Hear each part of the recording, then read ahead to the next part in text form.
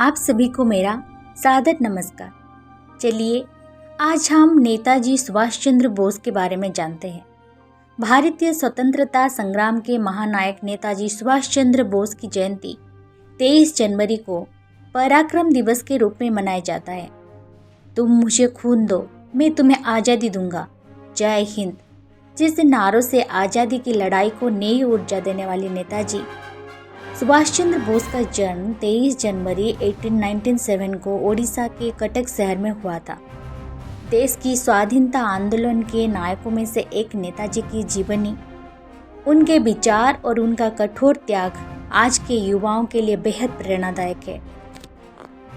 भारत सरकार ने वर्ष 2021 में नेताजी सुभाष चंद्र बोस की जयंती को पराक्रम दिवस के तौर पर मनाने की घोषणा की थी।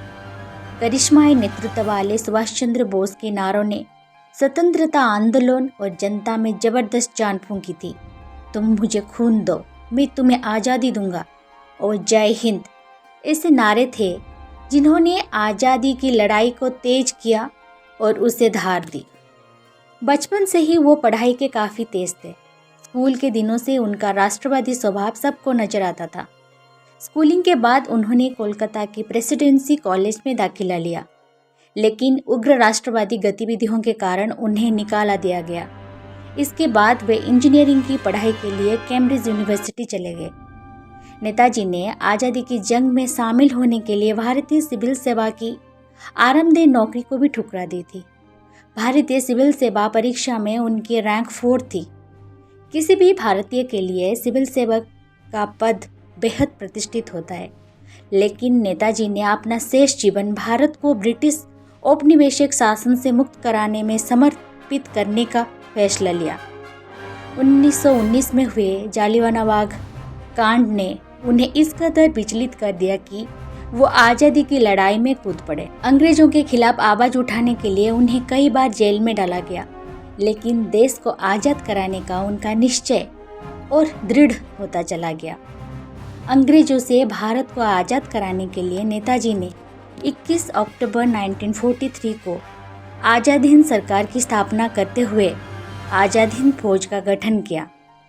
इसके बाद सुभाष चंद्र बोस अपनी फौज के साथ 4 जुलाई 1944 को बर्मा, जो कि आज की म्यांमार है, वहां पहुंचे। यहाँ उन्होंने नारा दिया, तुम मुझे खून दो, मैं तुम्हें आज़ादी दूंगा। नेताजी भारत की आज़ादी को लेकर बेचैन थे।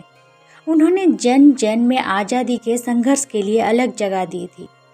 अंग्रेजों से भारत को आज़ाद कराने के लिए नेताजी ने आज़ाद हिंद फौज का गठन किया था। जर्मनी, इटली, जापान, आयरलैंड, चीन, कोरिया, फिलीपींस समेत 9 देशों में इनकी आज़ाद हिंद फौज को सरकार ने मान्यता भी दी थी। इसके अलावा उन्होंने आज़ाद हिंद रेडियो स्टेशन भी जर्मनी में शुरू किया और पूर्वी एशिया में भारतीय राष्ट्रीय आंदोलन का नेतृत्व किया। दूसरे विश्व युद्ध के दौरान उन्होंने सोवियत संघ, नाजी जर्मनी, जापान जैसे देशों की यात्रा की और ब्रिटिश सरकार के खिलाफ सहयोग मांगा। आज के युवा सुभाष चंद्र बोस के व्यक्तित्व से प्रेरणा लेते हैं। उनके विचार और उनके कथन आज भी भारतीय जनता के दिलों में बसे हुए हैं। उनके ऊर्जावान नारे आज भी प्रासंगिक है। जय हिंद का नारा लगते ही माहौल देशभक्ति से भर जाता है। नेताजी कहते थे, अगर संघर्ष ना रहे, किसी भी भय का सामना ना करना पड़े, तब जीवन का आधा स्वाद ही समाप्त हो जाता है। याद रखें, अन्याय सहना और गलत के साथ समझौता करना सबसे बड़ा अपराध है। उन्होंने ये कहा था, मैंने जीवन में कभी भी खुशामद नहीं की है।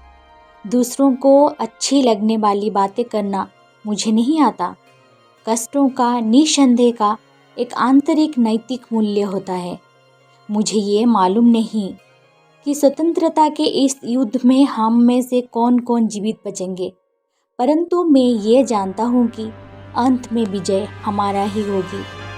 नेताजी ये कहते थे, ये हमारा कर्तव्य है कि हम अपनी स्वतंत्रता का मोल अपने खून से चुकाएं। हमें अपने बलिदान और परिश्रम से जो आज़ादी मिलेगी, हमारे अंदर उसकी रक्षा करने की ताकत होनी चाहिए। तुम मुझे खून दो, मैं तुम्हें आज़ादी दूंगा। मेरे मन में कोई संदेह नहीं है कि हमारे देश की प्रमुख समस्याओं जैसे गरीबी, अशिक्षा, बीमारी, कुशल उत्पादन एवं वितरण का समाधान सिर्फ समाजवादी तरीके से ही किया जा सकता है। व्यर्थ की बातों में समय खोना मुझे जरा भी अच्छा नहीं लगता। उन्होंने ये कहा था, आज हमारे अंदर बस एक ही इच्छा होनी चाहिए, मरने की इच्छा, ताकि भारत जी सके। एक शहीद की मौत मरने की इच्छा, ताकि स्वतंत्रता का मार्ग शहीदों के खून से प्रशस्त हो सके।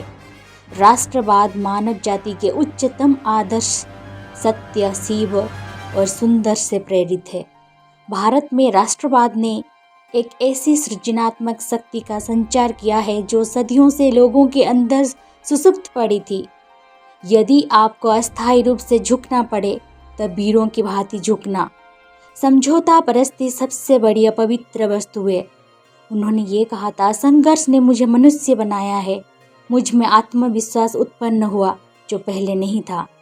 मुझ में जन्मजात प्रतिभा तो नहीं थी, परंतु कठोर परिश्रम से बचने की प्रवृत्ति मुझ में कमी नहीं रही। जीवन में प्रगति का आशय ये है कि शंका संदेह उठते रहे और उनके समाधान का प्रयास का क्रम चलता रहे। हम संघर्षों और अनेक समाधान द्वारा ही आगे बढ़ते हैं। श्रद्धा की कमी ही सारे कष्ट और दुखों की जड़ है। सुभाष बोस ने ये बोला था, मैं संकट एवं विपदाओं से भयभीत नहीं होता। संकटपूर्ण दिन आने पर भी मैं भागूंगा नहीं, वरन आगे बढ़कर कष्टों को सहन करूंगा। इतना तो आप भी मानेंगे कि एक ना एक दिन तो मैं जेल से अवश्य मुक्त हो जाऊंगा, क्योंकि प्रत्येक दुख का अंत होना अवश्यंभावी है। हमें अधीर नहीं होना चाहिए, ना ही ये आशा करनी चाहिए कि जिस प्रश्न का उत्तर खोजने में ना जाने कितने ही लोगों ने अपना संपूर्ण जीवन समर्पित कर दिया, उसका उत्तर हमें 1-2 दिन में प्राप्त हो जाएगा। वो ये भी कहते थे, जहाँ शहद का अभाव हो वहाँ गुड़ से ही शहद का कार्य निकालना चाहिए। असफलताएं कभी कभी सफलता की स्तंभ होती है।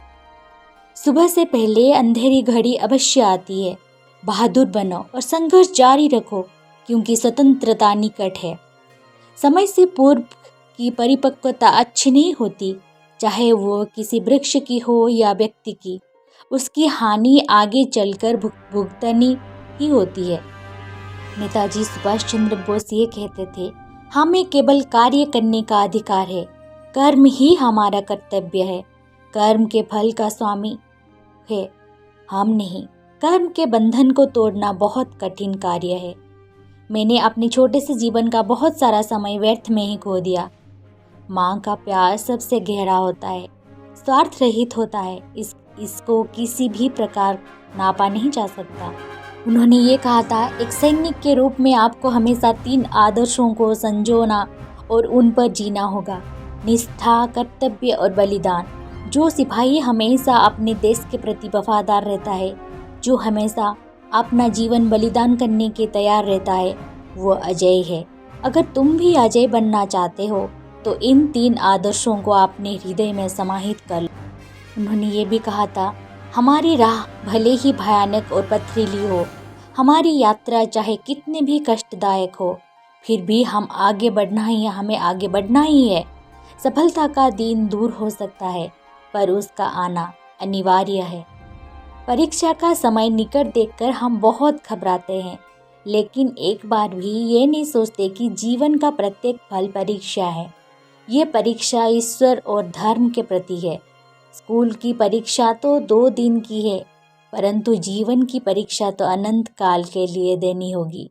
उसका फल हमें जन्म जन्मांतर तक भोगना पड़ता। उनका ये नारा था, आज़ादी मिलती नहीं बल्कि इसे छीनना पड़ता है। जय हिंद। अगर आपको मेरा ये ऑडियो अच्छी लगी तो प्लीज़ लाइक कर दीजिएगा और चैनल को सब्सक्राइब कर दीजिएगा। जय हिंद, जय भारत।